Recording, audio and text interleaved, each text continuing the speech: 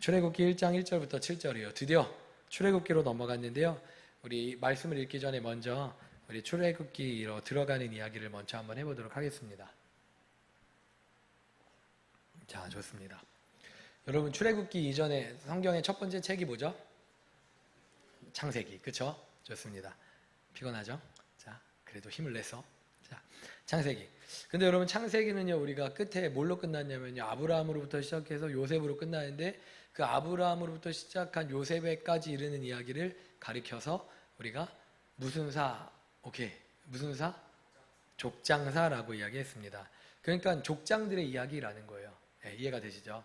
그리고 그 이야기는요, 족장사로 끝이 나는데, 그런데 넘어오니까 출애굽기라는 이야기로 끝이 나요. 아, 넘어왔어요. 무슨 말이냐면은 이제는 더 이상 한 부족의 이야기가 아니라 지난 시간에 말씀드렸어요. 한 뭐의 이야기로 바뀐다고요?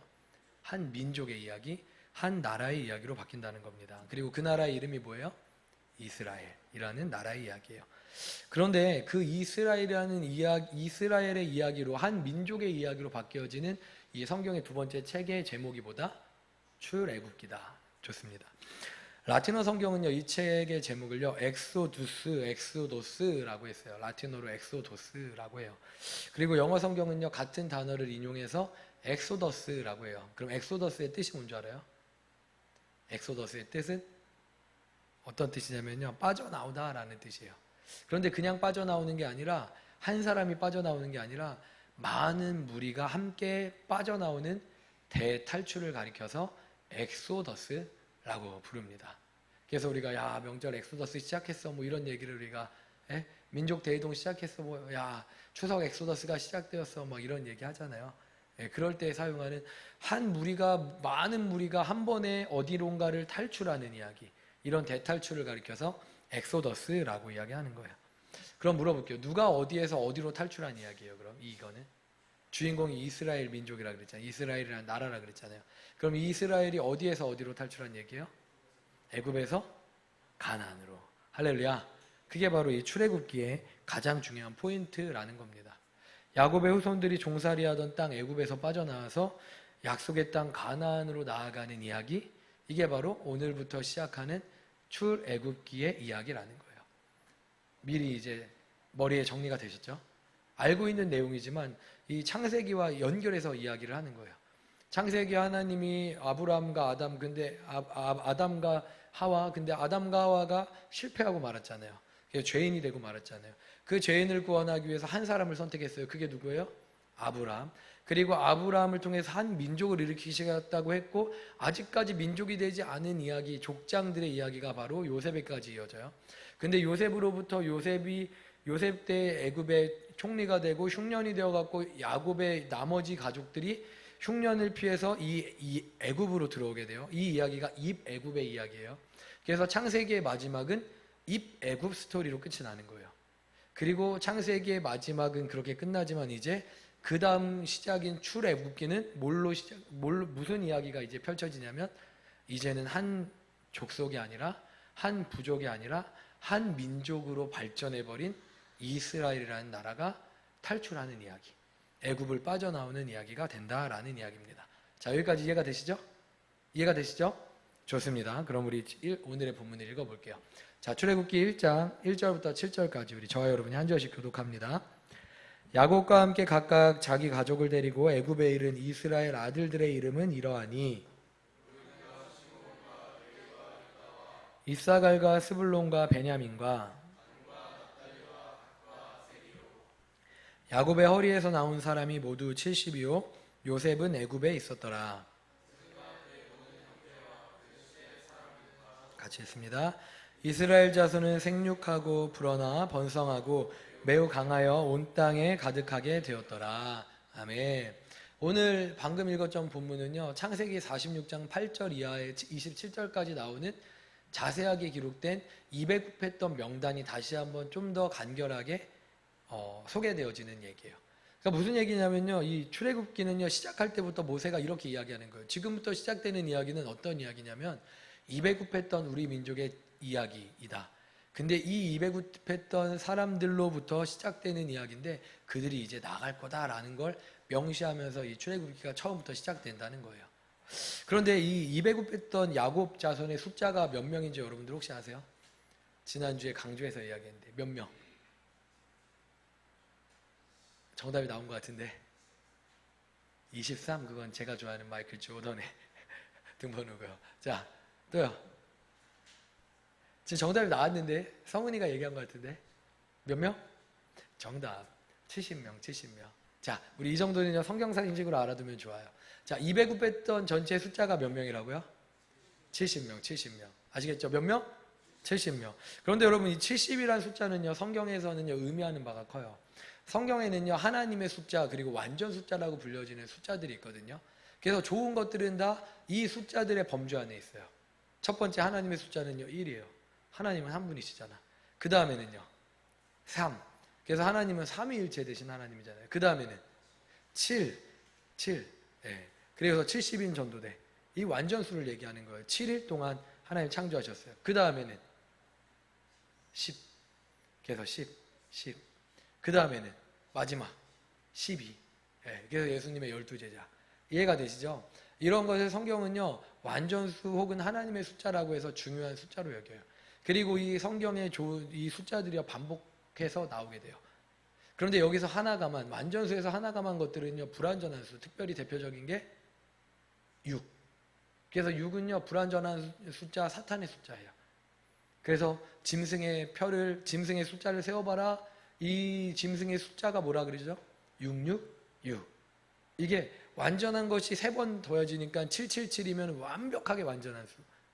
그런데 여기서 하나씩 감한 게 3번이나 연속되니까 완전히 불완전한 수, 사탄의 수. 이게 666. 이렇게 성경은 이렇게 또 이런 숫자를 가지고 어떤 의미와 상징을 가지고 있다는 얘기죠. 그런데 야곱의 가족들이 애굽으로 들어왔어요. 우연이 아니라 하나님이 그렇게 세팅을 하신 거예요. 몇 명이 들어와요? 70명. 이거는 뭐의 조합이냐면 완전수 7과 그리고 10의 조합인 거예요. 완전수 7이 10배를 더했을 때 70이 되는 거잖아요. 무슨 얘기냐면은 이 70명의 인원은요 우리가 볼 때는 적은 숫자일지 모르지만 하나님이 보실 때는 한 민족을 일으키기에 조금도 부족함이 없는 숫자라는 겁니다. 할렐루야. 믿으십니까?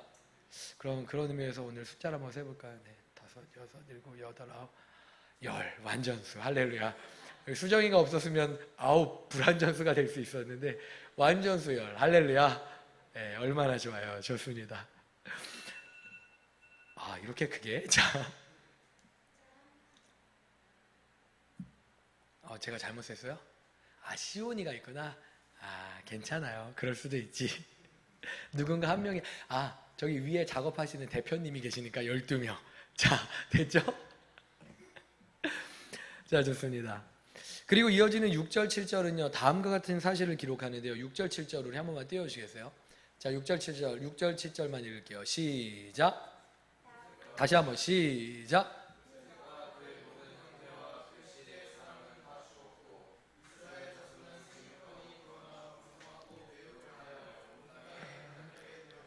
자, 두 가지 사실이 기록되어 있습니다. 첫 번째는요, 애굽의 막강한 권력자였고 온 형제들을 애굽으로 초대했던 장본인인 누가 죽었어요? 요셉이 죽었어요. 왜 죽었어요? 나이 많아 죽었겠죠. 네, 당연한 거지, 그치? 그리고 요셉과 함께 209됐던 나머지 69명, 70명 전체가 다 또 어떻게 됐어요? 죽었어요. 그러니까 209 1세대는 다 죽게 된 거예요. 그런데 그게 6절의 이야기인데 7절에는요 그것보다 더 중요한 이야기가 나와요. 그게 뭐예요? 그런데 나머지 남은 209 2세대들이 어떻게 되었다? 생육하고 번성해서 매우 강하여 온 땅, 이 애굽 온 땅에 가득하게 되었더라. 할렐루야. 할렐루야. 예전에 저희 사회 선생님 제가 참 좋아했는데요. 저 중학교 1학년 때 담임 선생님이 사회를 전국에서 제일 잘 가르쳤어요. 진짜. 그런데 그 선생님이 이렇게 얘기해요. 하와이 얘들아 가보지 않았지. 나도 안 가봤어. 그런데 하와이가 진짜 좋대. 근데 이 하와이를 우리나라 땅으로 만드는 방법이 있어. 어떻게 하면 되는지 알아? 얘들아, 우리 다 같이 하와이로 이민 가는 거야. 이민 가서 각자가 10명씩만 낳아. 10명씩만 낳으면 그렇게 10명씩 3번만 더 하잖아. 그럼 하와이에 제일 많은 인종이 될 수 있어. 3번씩 낳으면요. 3세대가 한 세대를 30년이라고 잡아요. 짧게 잡으면 25년. 그러면요 100년 안에 하와이가 우리 거 되는 거야. 할렐루야. 가능해요, 불가능해요? 이론상으로는 가능하다는 거야, 가능하다는 거야. 이해가 돼요? 이런 거야. 근데 지금 이 얘기가 뭐냐면요, 지금 이 이스라엘의 이 70명이 10명씩만 나왔다고 생각해봐요. 그러면은 그 다음에 몇 명이 돼 있는 거야? 700명이 돼 있는 거야. 한 세대만 더 나가면은 700명이 또 10명씩 났어. 그럼 어떻게 돼요? 7만 명이 되는 거지. 7만 명이죠. 그쵸? 이게 어마어마한 거야. 60년 만에 7만 명이 될 수가 있는 거야. 700, 7천, 7만이잖아. 그쵸? 70, 700, 7천이고. 그쵸? 아니야? 7천 명? 오케이. 근데 성경은요, 뭐라고 얘기하면, 불과 3대 만에, 4대 만에 출애굽을 했다라고 얘기하고, 400년, 430년 만에 출애굽했다 그러거든요. 근데 그때 나온 이스라엘의 숫자가 몇 명이냐면, 200만 혹은 230만. 이해가 돼요? 200만 혹은 230만. 그러니까 400년 만에 숫자가 70명에서 200만이 된 거야. 그러니까 그들이 얼마나 어마어마하게 번성하였으면, 자식을 낳았으면. 할렐루야. 그러니까 1세대는 죽었지만 하나님께서 그 2세대에게 계속 복을 주셔서 인큐베이팅 했다니까. 애굽에서 인큐베이팅을 하셔갖고 이 부족이 한 부족에 불과한 이 야곱의 자손이 진짜 나라로 바꾸어 가신 거예요. 그 번성하는 땅, 그 좋은 애굽 땅에서.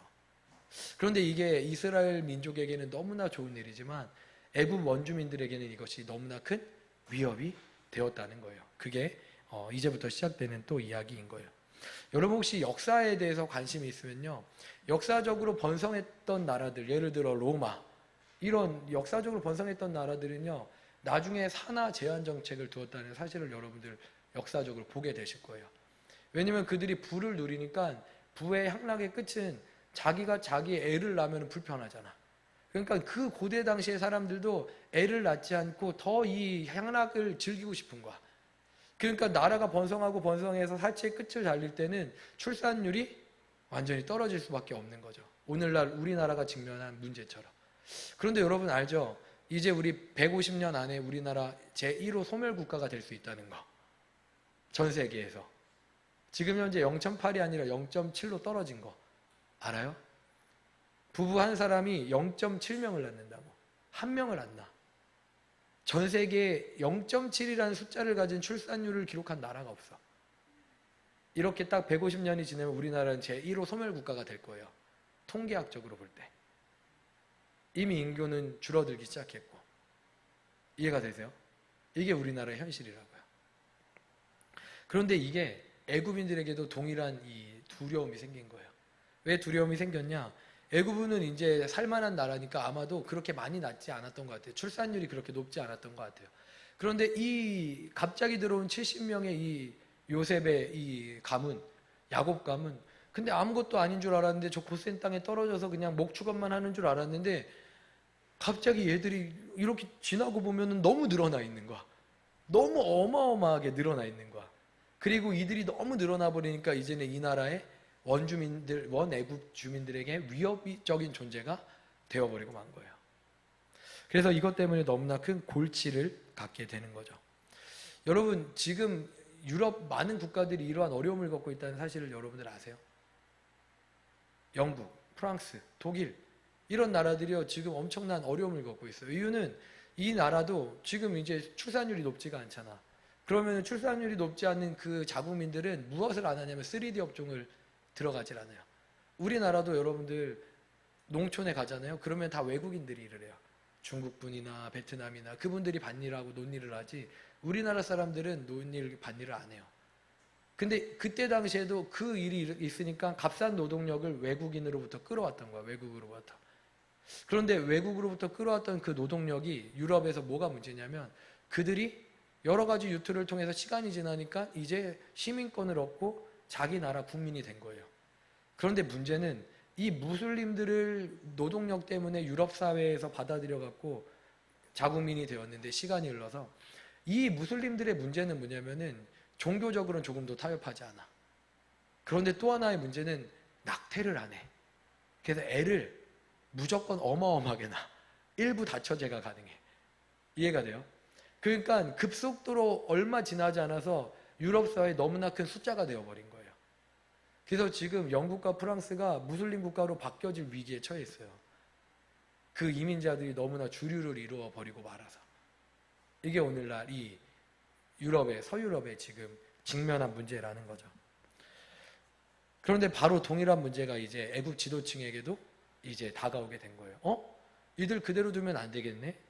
쉼없이 자녀를 낳는 이 야곱의 후손들을 보니까 이대로 두면 나라가 전복될 위기가 찾아온 거예요.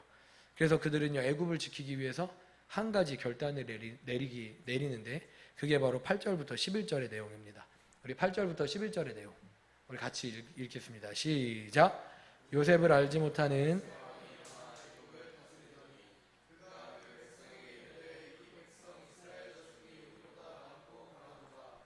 자, 우리가 그들에게 대하여 지혜롭게 하자. 두렵건대 그들이 더 많게 되면 전쟁이 일어날 때 우리 대적과 합하여 우리와 싸우고 이 땅에서 나갈까 하노라 하고 감독들을 그들 위에 세우고 그들에게 무거운 짐을 지워 괴롭게 하여 그들에게 바로를 위하여 국고성 비돔과 라암셋을 건축하게 하니라. 그러니까 결국 이들이 결단을 내는데 애굽 바로 왕과 애굽의 대신들이 어떤 결단을 내리냐면 이들 이대로 두면은 우리보다 훨씬 더 많아져서 우리 전복당하겠는데 안 되겠어. 얘들 고통을 주자. 힘들게 하자. 아우 애 낳는 건 생각하지도 못하게 하루 종일 빡세게 굴리자. 이게 그들이 내린 결론이었어요. 그래서 그들이 국고에 부역을 시켜버리는 거야. 국고성을 쌓는 어마어마한 큰 프로젝트에 노역을 시켜 강제 노역을 시키는 자로 그들을 이렇게 이 종으로 종살이하게 만드는 거예요. 이미 요셉도 죽었고 요셉을 아는 왕도 사라져 버렸기 때문에 역사적으로 보면 그때 요셉을 알고 있었던 왕의 이 왕가가 이 완전히 이제 바뀌어 버려요. 그러니까 왕가의 이 혈통이 이 완전히 애굽의 혈통이 바뀌어 버리는 거야.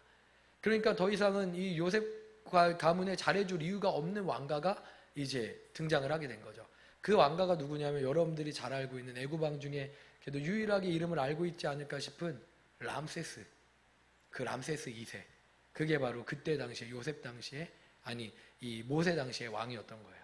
출애굽 당했던 왕이 그 유명한 람세스 2세였던 거예요. 그래서 이 람세스 2세가 이제 결정을 하기를 이들을 힘든 노동을 시켜갖고 이제는 다른 생각하지 못하게 하자. 그냥 집에 들어가자마자 잠들게 만들어 버리자. 이렇게 그냥 만들어 버린 거예요. 그러면 이들이 애를 낳지 못하겠지. 이렇게 만들어 버린 겁니다. 다시 말해서 요셉의 초청으로 국빈 대접을 받으며 입애국했던 이 이스라엘이 불과 한 세대가 지난 후에 뭐가 되었냐면 국빈에서 종으로 전락하고 말았다는 거예요. 그런데 여러분 하나님이 살아계시기 때문에 그들의 신분은 국빈에서 종이 되었을지 모르지만 하나님은 여전히 그들을 어떻게 하시는지 우리 함께 살펴봅시다. 12절 우리 12절 읽겠습니다. 12절 시작.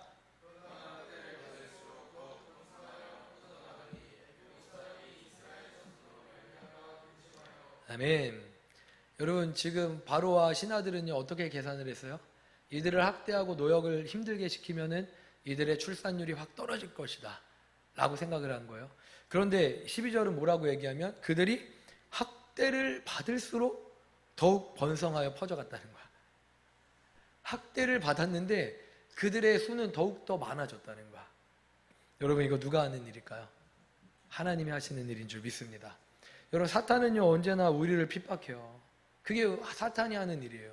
그런데 우리가 하나님과 함께하는 한 우리는요 날마다 어떻게 될까요? 사단의 핍박과 방해에도 불구하고 더욱 번성하여 퍼져나가게 될 줄 믿습니다. 여러분 믿으십니까? 그런데 문제는 사탄도 쉽게 포기해야 하네요. 사탄은 쉽게 포기하지 않아. 그래갖고 사탄이 이제 그들이 더욱더 번성하니까 또다시 일을 꾸미는데 사탄의 일은 언제나 명확해요. 뭐냐면은 우리가 어떻게든 믿음을 포기하도록 더 어려운 일을 만드는 거야. 또 더 어려운 일을 만드는 거야. 우리가 지든지 그들이 포기하든지. 이 둘 중에 하나 할 때까지 계속 어려운 일을 만드는 거예요. 그래서 사단이 이번에는 이스라엘 백성들이 너네 요 정도 했더니 너네들 이 정도는 버틸 수 있어? 더 어렵게 해볼게. 하고 바로의 마음을 충동시키는 거예요. 우리 13절, 14절 있습니다. 13절, 14절. 시작.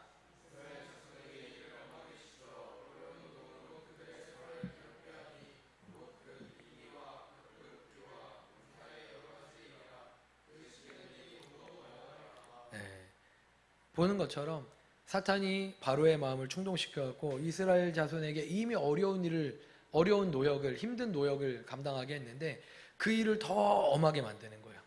어려운 노동으로 그들의 생활을 괴롭게 만드는 거예요. 그리고 모든 하는 일이 다 엄했다라는 것이 이야기예요. 이 정도만 해도 너무 어려웠는데 그 일이 훨씬 더 어려운 일이 하루하루가 진짜 지옥 같은 그런 고된 삶이 되어버린 거죠. 그런데 문제는 뭐냐면 애굽인들이 더 어렵고 힘든 노역으로 그들을 괴롭혔는데 하나님은 이스라엘 백성들을 그 힘든 노역을 어떻게 여기게 만들었냐면 헬스 트레이닝 하는 것처럼 여기게 만든 것 같아요. 그래갖고 그들이 이 강력한 육체 노동 때문에 더 체력이 단단해진 것 같아. 그래서 그들이 더 애를 많이 낳는 거야. 더 많이 낳는 거야. 그렇게 전보다도 계속 아이들이 더 많아지는 게 더 어려운 일 시켰어. 근데 출산율은 전혀 줄지 않고 오히려 높아지고 이스라엘 백성들은 더 많아지는 거예요. 그리고 이에 이제 두려움을 느낀 바로가 결국은 이제 마지막 한 가지 특단의 조치를 취하는데 그 첫 번째 조치가 뭐냐면 15절과 16절이에요. 15절과 16절 같이 있습니다. 시작.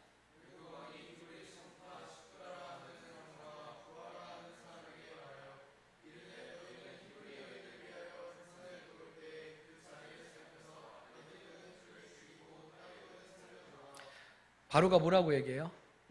바로가 이제 산파를 불러요. 산파가 뭔 줄 알아요, 여러분? 산파는 이제 오늘날로 따지면 산부인과 의사, 산부인과 간호사 정도 되는 거죠. 그래서 출산을 돕는 직업을 가진 이 사람이 바로 산파인 거예요. 애굽 시대에도 그런 산파가 있었다는 기록이 이미 이렇게 나온다 하더라고요. 애굽 시대에도, 그 시절에도. 그런데 이 산파들 2명을 불렀어요. 여러분, 여기서 우리는 의문이 사실 생겨요. 어떤 의문이 생기냐면 이스라엘 백성들이 그때 당시만 해도 이미 1000명이 넘어가고 그렇게 애굽인들이 두려워할 정도면 적어도 몇만 명, 몇십만 명이 되었을 거 아니에요. 그런데 그들의 산하 제한 정책을 위해서 산파를 몇 명을 불러요? 2명을 불러요. 그럼 이거 여러분 어떻게 해석해야 될까요? 2명 가지고 가능해요, 안 해요? 그럼 이스라엘 백성들이 그때 몇 명이었을까요? 알 수 있어요, 없어요? 그럼 산파 2명은 어떤 의미를 가질까요? 우리가 좋게 해석하면 이런 해석을 할 수 있어요. 우리가 아브라함, 수많은 이 믿음의 사람들이 그때 당시에 살고 있었지만 그 중에 대표적으로 아브라함 하나를 통해서 그때 당시에 살아간 사람들의 이야기를 꺼내오는 거예요. 이해가 되죠? 바울뿐만 아니라 수많은 전도자들, 선교사들이 있었지만 그 중에 대표인 바울의 이야기를 통해서 그렇게 하나님의 나라가 확장되었다는 것을 이야기하는 거예요. 성경은요, 언제나 대표자들을 통해 그때 당시에 역사한 인류의 하나님이 하신 일을 이야기한다고요. 그러니까 어쩌면 히브리 산파 2명, 이 시프라 그리고 부하 이 2사람을 통해서 대표성을 가지고 더 수많은 이 산파들의 이야기를 이 시프라와 부하라는 이 2사람을 통해 이야기했다라고 좋게 해석할 수 있어요. 그런데 오늘 본문을 보면 조금 이상한 거는 정확하게 2명을 이야기하긴 해. 정확하게 2명을 부르기는 해. 그럼 이거 어떻게 해석해야 될까요? 뭐가 이걸 정확하게 해석할 수 있는 방법일까요? 여러분, 제가 이 중요하지 않은 것 같아 보이는 걸 왜 중요하게 얘기하냐면 여러분들이 성경을 보는 한 가지 중요한 이 가이드를 주기 위함입니다. 뭐냐면요, 여러분 기억하세요. 성경은요, 격까지 해결되지 않는 격까지는요 적당히 그냥 보고 넘어가면 되는 거예요. 오늘 이 시프라와 부하가 왜 2명일까라고 하는 그 문제, 여러분 해결될 수 있을까요, 없을까요? 성경의 시프라와 부하에 대한 또 다른 이야기가 성경에 조금이라도 등장할까요, 등장하지 않을까요? 등장 안 해요. 왜냐하면 시프라와 부하는 요 정도 역할로 끝인 거야. 이 메인 스토리에서 요 정도 격까지의 역할로 끝인 거예요. 그러니까 시프라와 부하의 이야기는 더 이상 등장하지 않아요. 그럼 이 이야기는 왜 2명이지? 하지만 해결이 되지 않아. 그러면 왜 2명이지? 그래도 하나님이 그 일을 위해 하신 거겠지. 이러고 넘어가면 되는 거예요. 이해가 되세요? 이게 답같이 하는 답일지 모르지만 이게 진짜 명답인 걸 여러분들 꼭 기억하시길 바래요. 여러분, 중요한 거예요. 곁가지와 같은 이야기는요, 사이드 스토리들은요, 답이 안 나올 때는요 그냥 그렇게 넘어가면 되는 거예요. 근데 우리가 진짜 주목해야 되는 성경의 메인 스토리예요. 메인 스토리. 근데 여러분, 성경의 메인 스토리, 예수 그리스도를 통한 구원의 이야기, 이 얘기는요 조금도 해결되지 않은 이야기가 없어요. 아직 이루어지지 않은 재림과 같은 이야기가 있을지언정 지금 우리에게 이루어진 일 가운데 실현된 역사 가운데 조금도 해석되지 어려운 이야기는 없어요. 여러분 이해가 되세요? 그래서 하나님은요 메인 스토리에 대해서는요 우리의 모든 것들을 완벽하게 거의 완벽하게 풀어내셨다고요. 우리가 알 수 있는 영역, 알아도 되는 영역에 있어서는요. 이해가 되십니까? 그래서 여러분들 이와 비슷한 일들이 성경을 보다가 또 드러날 수 있을 거예요. 궁금할 수 있을 거예요. 근데 이때 제 말을 꼭 기억하시길 바래요. 메인 스토리는 우리가 하나님이 다 알게 해놓으셨고 격까지는 해결할 수 있는 일이라면 해결하면 돼요. 근데 해결할 수 없는 일이라고 여겨진다면 그건 그냥 그 상태로 두고 넘어가면 돼요. 그거를 계속 연구하는 게 문제가 생겨. 그걸 연구하다 보면 이단이 생기고 그걸 연구하다가 다른 잘못된 견해를 갖게 되는 거예요. 계속 그렇게 넘어가는 걸 우리 시브라와 부하의 이야기를 통해서 우리가 성경을 보는 좋은 가이드를 또 기억하시기를 주님의 이름으로 축복합니다. 자, 그럼 다시 메인 스토리로 돌아올게요. 여러분 이제는 정말 큰일이 났어요.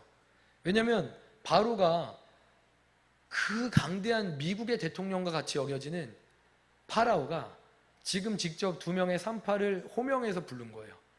그러면 산파가 있는 곳으로 갔겠어요? 그들이 왕궁으로 들어왔겠어요?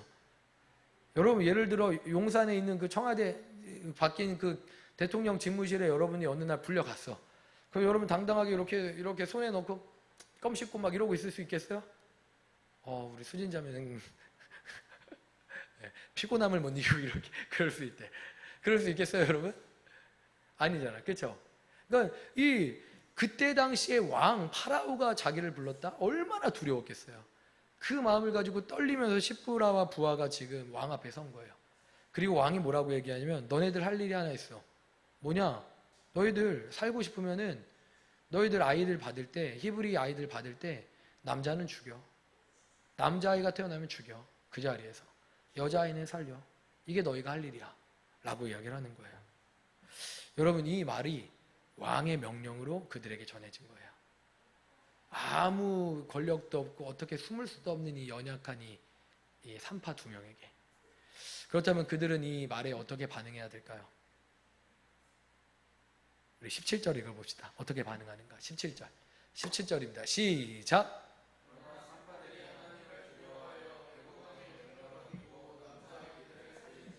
아멘. 여러분 이거는요 큰 목소리로 아멘 해야 돼요. 아멘. 여러분 보세요. 그들이 누구를 더 두려워했어요? 누구보다? 바로보다. 여러분 이거 진짜 멋지지 않아요? 저는 오늘 성경을 읽다가 이 부분이 가장 멋있고 가장 막 짜릿했어요. 산파들의 이야기. 그 연약하고 그냥 힘없는 그 산파들.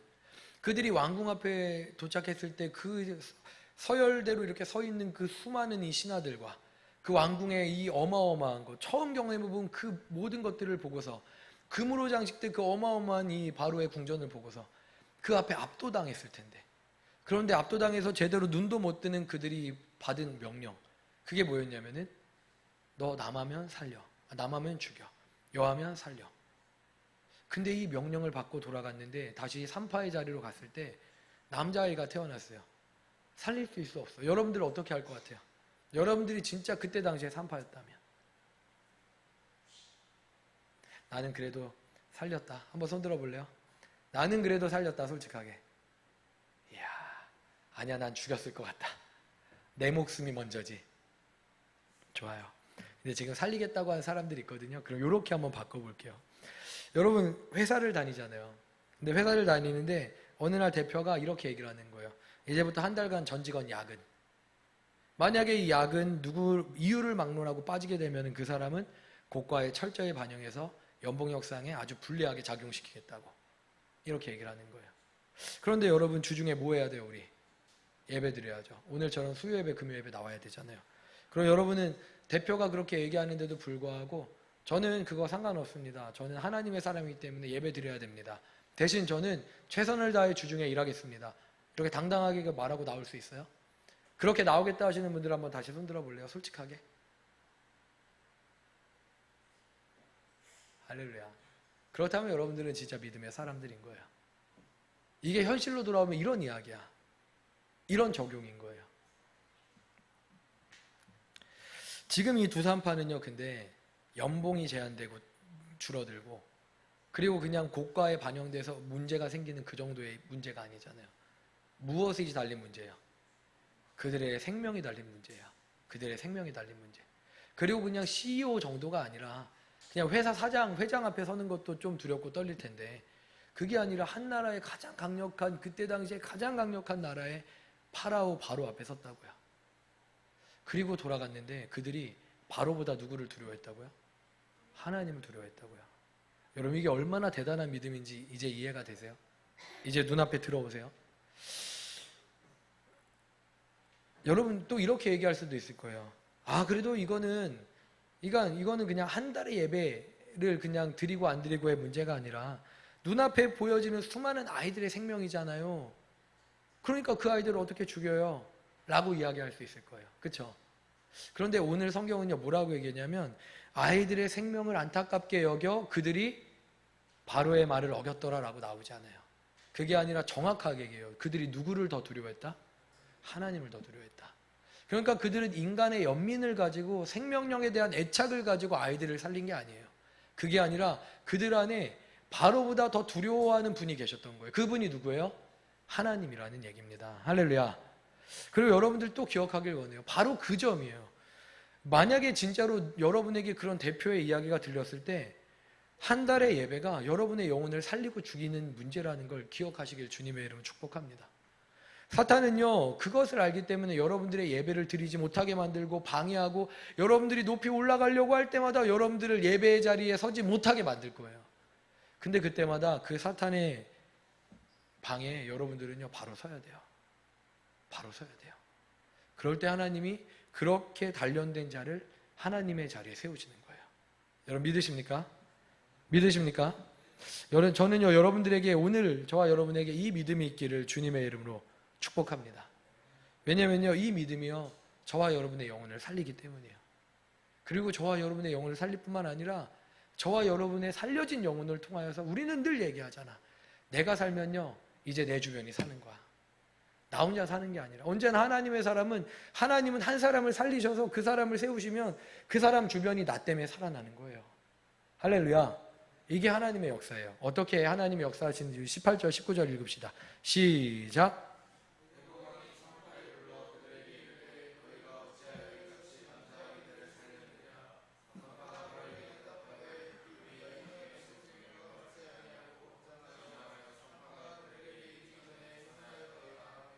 여러분 보셨어요? 여러분 걸렸어요? 안 걸렸어요? 좀 안 걸렸으면 좋잖아. 근데 걸렸잖아. 사탄 집요해요. 그거 바로 알게 하는 거야. 바로에게 야 이거 찝찝하지 않아? 확인해봐. 바로가 바로 확인하죠. 출산율 떨어져서 어떻게 됐어? 출산율 전혀 안 떨어졌는데 오히려 더 높아졌는데요. 당장 데려와. 이 시브라 부하가 다시 바로 앞에 섰어요. 얼마나 떨리겠어요. 그렇죠? 근데 그 떨리는 와중에 지금 당당하게 두렵고 떨리겠지만 당당하게 얘기하는 거예요. 그게 19절이에요. 산파가 바로에게 대답하되 히브리 여인들은 애굽 여인과 같지 않아서 건장하여서 우리가 이르기도 전에 그곳에 도착하기도 전에 이미 아이들을 다 해산해서 죽일 수 있는 기회를 놓쳐버리고 말았습니다. 이미 나와갖고 그 아이들 젖먹이고 있는데 우리가 거기서 죽이면 왜 죽이냐라고 말할 수 있는 게 없지 않습니까? 라고 하는 거예요. 여러분 그들이 할 수 있는 제일 좋은 대답이에요. 그럼 이 좋은 지혜를 누가 그들에게 주셨을까요? 여러분 두렵고 떨리면 대답할 수가 없잖아. 알고 있는 대답인데도 머릿속에 그냥 멍해져갖고 대답조차 못하게 되잖아요. 근데 지금 바로 앞에 서고 너무나 큰 잘못을 저지른 바로의 입장에서 볼 때 그들인데도 그들에게 담대한 마음과 용기를 주셨고 뿐만 아니라 그들이 할 수 있는 가장 좋은 지혜를 주셔서 대답하게 하신 거예요. 할렐루야. 여러분 이게 바로 하나님이 하나님의 사람들에게 해주시는 것인 줄 믿습니다. 그래서 여러분들이 세상이 아니라 하나님을 선택하잖아요. 그럼 그때마다 하나님은요 세상에 맞서 싸울 지혜와 용기와 답변할 모든 것을 주시기로 약속하셨다는 거예요. 왜 아멘이 없어요? 없어도 돼요? 여러분들 지혜로 살 거예요? 아니면 목사님 그럴 일 없어요. 저는 그냥 그렇게까지 하나님 따르진 않을래요. 이거예요? 자 다시 한번 여러분이 하나님을 선택할 때 세상과 맞서 싸울 수 있는 모든 지혜를 하나님이 여러분들에게 주시겠다고요. 주시겠다 약속하셨다고요. 그게 예수님이 이렇게 말씀하셨어요. 누가복음 21장 14절 15절에 다음과 같이 얘기하셨어요. 같이 읽읍시다. 시작.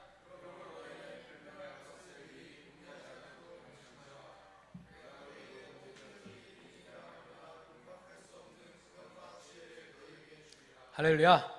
할렐루야. 그러니까 여러분의 모든 대적이 반박할 수 없는 말의 능력과 지혜를 여러분들에게 부어주셨어요. 여러분이 하나님을 선택할 때. 그냥 아무렇게나가 아니라 여러분들이 하나님의 자리에 있을 때, 하나님의 나라를 위하여 살 때. 여러분 믿으십니까? 그리고 가장 중요한 건 뭔지 알아요? 그럼에도 불구하고 아무리 산파들이 지혜롭게 얘기해도 바로 마음이 이것들이 뭐라 그러는 거야? 죽여! 할 수 있는 거잖아요. 근데 그 바로의 마음에 산파의 대답을 듣고 이해하게 하는 그 마음을 움직이시는 분이 누구예요? 그게 가장 중요한 거예요. 여러분들이 아무리 지혜롭게 머릿속으로 막 기도하고 이렇게 했어요. 그리고 나서 여러분들이 하나님 앞에 막 간절히 매달리고 사장님한테 딱 얘기했어요. 이렇게 해서 이렇게 합니다. 근데 저는 그래서 예배 드렸지만 나머지 시간은 최선을 다해서 했습니다. 제가 정말 믿어주세요. 할 때 무슨 믿기는 가. 너 그냥 하고 싶은 대로 해. 오늘부터 나가. 이렇게 할 수 있는 거잖아. 근데 그 사장님의 아직 하나님을 알지 못하는 그 사장님의 마음을 바꾸실 수 있는 분이 누구다? 하나님이시다. 여러분 여기까지 믿을 수 있기를 주님의 이름 축복합니다.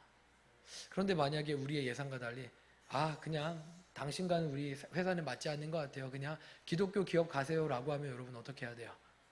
그때는 아니에요 사장님 제가 생각이 짧았네요. 예배 한 번 못 드려도 괜찮아요. 이렇게 하는 게 아니에요. 여러분 어떻게 하면 돼요? 그땐 당당히 나오면 돼요. 할렐루야. 왜냐? 우리 하나님께서 그 믿음을 보시고 더 좋은 길을 우리에게 예비해 놓으시는 거예요. 여러분 그 당당함도 저와 여러분에게 있기를 주님의 이름으로 축복합니다. 주님의 이름으로 축복합니다. 자, 그렇다면 산파의 지혜로운 대답은 바로가 믿어주었을까요? 믿어주지 않았을까요? 그 대답이 간접적으로 그리고 하나님이 더 나아가서 산파들을 통해 하신 일이 바로 20절, 21절에 있는데 우리 마지막으로 읽읍시다. 20절, 21절 시작! 그 백성은 번성하고 매우 강해지니라. 그 산파들은 할렐루야. 산파들은요 하나님을 믿었고 하나님은 산파들에게 용기와 지혜를 주셨습니다. 더 나아가서 바로로 하여금 산파의 말을 믿게 하셨습니다. 이뿐만 아니라 그 산파들의 손을 통해서 더 많은 이스라엘 백성들이 더 많이 순산하게 되었다는 거예요. 순산을 막게 한 그 산파들을 통해 더 많은 믿음의 후손들이 번성하게 되었다는 거예요. 할렐루야. 제가 아까 말씀드렸어요. 한 사람이 믿음으로 일어나면 그 한 사람을 통해 그 주변이 살아나게 된다고. 이 자리에 계신 한 분 한 분을 통해 여러분들 주변이 살아나게 될 줄 믿습니다. 여러분들 주변에 죽어가는 영혼들이 여러분을 통해 살아나야 되는 줄 믿습니다.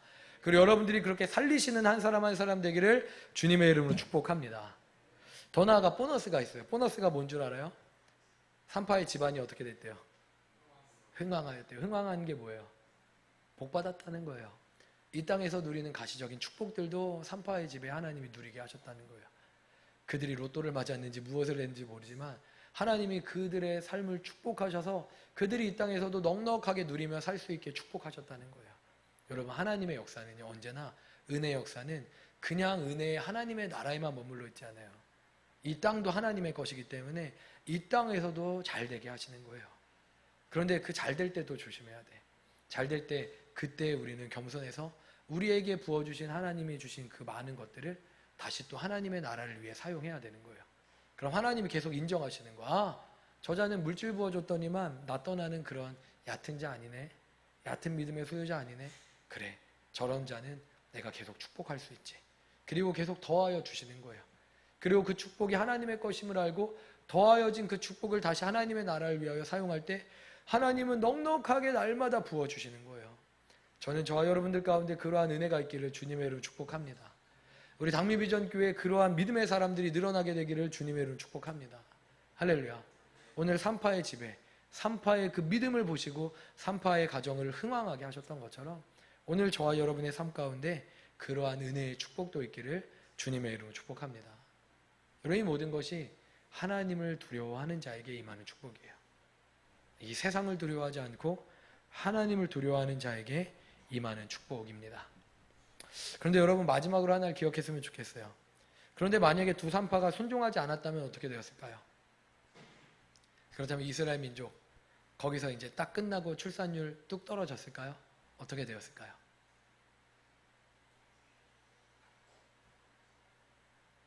아닌 것 확실하죠. 그럼 하나님은 두 산파가 믿음으로 순종하지 않았어요. 그럼 어떻게 했을까요? 다른 산파 일으켜 세우시면 되는 거예요. 여러분 제가 무슨 말 하고자 하는지 아세요? 하나님이 우리에게 기회를 주실 때가 있어요. 믿음의 도전을 주실 때가 있어요. 근데 그 도전은요, 그 기회는요, 하나님 주실 때가 있다는 거예요. 그래서 그 때에 잡아야 되는 거예요. 하나님은요, 일꾼이 없어서 일 못하지 않으세요. 오늘 우리 사랑하는 추진자매가 지난주에요, 오늘도 2시간 걸려서 수원에서 왔거든. 사실 마음으로는 우리 사모님이 그 얘기 듣고 몇 번이나 카톡을 썼다 말았어. 왜냐면은 아예 여기서 오지 마. 안 와도 괜찮아. 우리가 알아서 해결할게. 그렇게 몇 번이나 그렇게 마음으로 쓰고 싶었어요. 근데 왜 그거를 쓰려다가 계속 또 말았냐면은 이유는 내가 수진자매를 향한 하나님의 이 예배의 부르심의 은혜를 내가 막아버리면 안 되잖아. 내가 그런 방해자가 되면 안 되잖아요. 그래서 마음은 아프지만 그렇게 부른 거예요. 그리고 대신 기도하는 거야. 하나님 대신 우리 수진자매에게 하나님이 가장 귀한 첫 번째 예배의 은혜를 허락해 주세요. 라고 기도하는 거예요. 하나님이 우리 수진자매에게 이렇게 2시간 걸려오는 거 사실 이거 정말 쉬운 일 아니거든. 다시 가야 돼. 정말 쉬운 일 아니거든. 그런데 하나님이 수진자매에게 이 은혜의 기회를 준 거야. 그런데 만약에 수진자매가 이 기회를 붙잡지 않았다면 하나님은 또 다른 사람을 통해 또 일하실 수 있는 거예요. 언제나 우리의 삶은 그런 거예요. 그래서 중요한 건 뭐냐? 하나님이 주시는 그 기회의 때를 놓치지 말고 붙잡아야 돼요. 시브라와 부하는 붙잡았어요. 그리고 붙잡아서 하나님의 은혜를 경험한 거예요. 하나님의 축복을 누리게 된 거예요. 우리 사랑하는 수진자매가 오늘 이 은혜의 축복을 붙잡았어요. 그렇기 때문에 하나님께서 이 은혜의 축복을 붙잡은 수진자매에게 하나님의 더 깊은 사랑과 놀라운 은혜를 부어주실 거예요. 그리고 그의 삶을 형통하게 하실 거예요. 할렐루야. 우리는 그런 거라는 거예요. 그래서 저는요, 꼭 바라기는 여러분들이 이 믿음의 자리, 믿음의 기회를 놓치지 않으시길 축복해요. 어떤 사람들은 착각해요. 교만해갖고 나 아니면 뭐 하나님의 일 안 돌아가는 줄 알아요. 어떤 목회자들은 착각해요. 나 아니면 하나님의 교회 안 돌아가는 줄 알아요. 그런 착각이 없어요. 하나님은요, 그 사람을 사랑하셔서 그 사람을 그 자리에 세우시고 은혜를 주시는 거예요. 근데 그 사람이 그 은혜를 놓쳐버리고 교만해 버리잖아요. 언제든지 다른 사람으로, 다른 좋은 일꾼으로 그 자리를 대체하실 수 있어요. 하나님의 나라는 우리가 생각하는 좁은 나라가 아니에요. 하나님의 나라의 일꾼들은요, 어마어마해요. 그런데 하나님이 특별히 우리를 사랑하셔서 우리를 오늘 예배의 자리에 세우셨다는 거죠. 여러분, 그러므로 이 은혜의 기회를 평생 놓치지 않는 그런 저와 여러분이 되시기를 축복합니다. 그리고 놓치지 않으면 여러분을 통해서 하나님의 나라는 날마다 확장될 것이고 여러분의 삶의 모든 영역에도 하나님의 그 놀라운 은혜와 하나님의 그 놀라운 축복이 임하게 될 것입니다. 할렐루야. 할렐루야.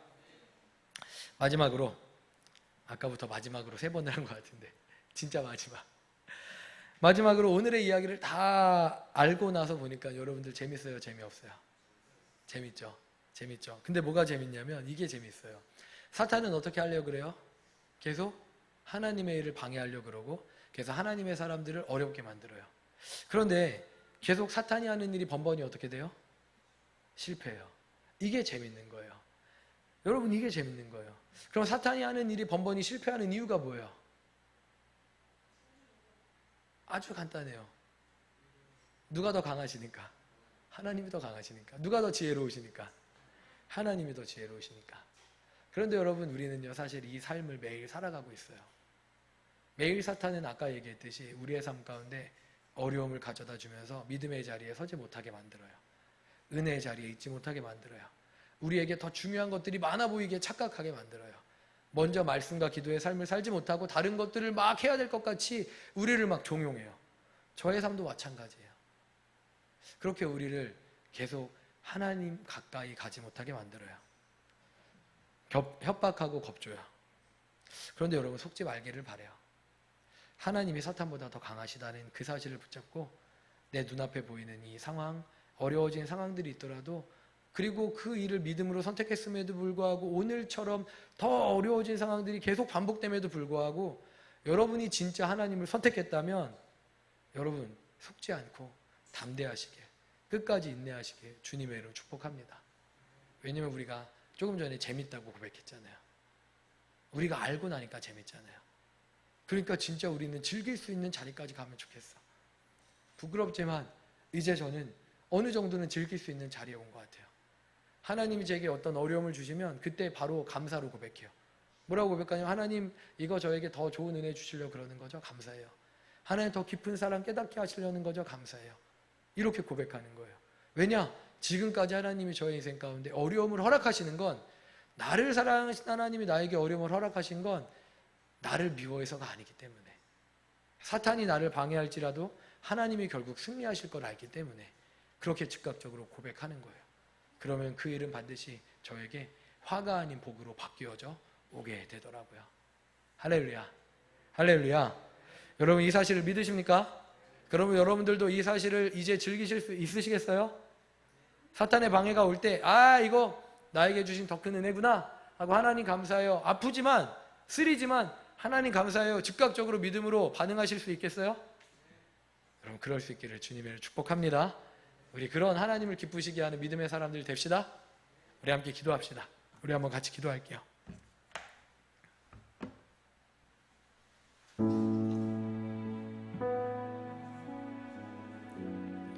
사랑하는 여러분, 오늘 이 귀한 예배를 각자의 바쁜 삶을 두고도 이 자리에 온 정말 한 사람 한 사람을 주님의 이름으로 축복합니다. 그리고 이렇게 어렵게 이 자리에 온 걸 하나님 다 아시기 때문에 하나님은 막 가슴이 뛰어오면서 어떻게 은혜를 부어줄까, 어떻게 응답할까, 어떻게 내 사랑을 전해줄까, 여러분을 향하여 막 급한 마음을 가지고 사랑의 눈빛으로 바라보고 계심을 기억하길 바랍니다. 그리고 우리 시간 같이 기도할 때 하나님, 내가 주님의 그 사랑을 이 시간 누리고 돌아가기 원해요. 주님의 그 사랑을 깊이 알고 돌아가기 원해요.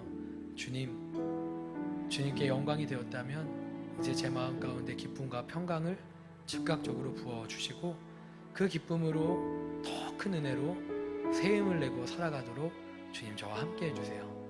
제 앞에 있는 여러 가지 문제들, 해결해야 될 일들이 있는데 하나님이 신실하게 갚아주시는 걸 오늘도 내일도 보게 하여 주세요.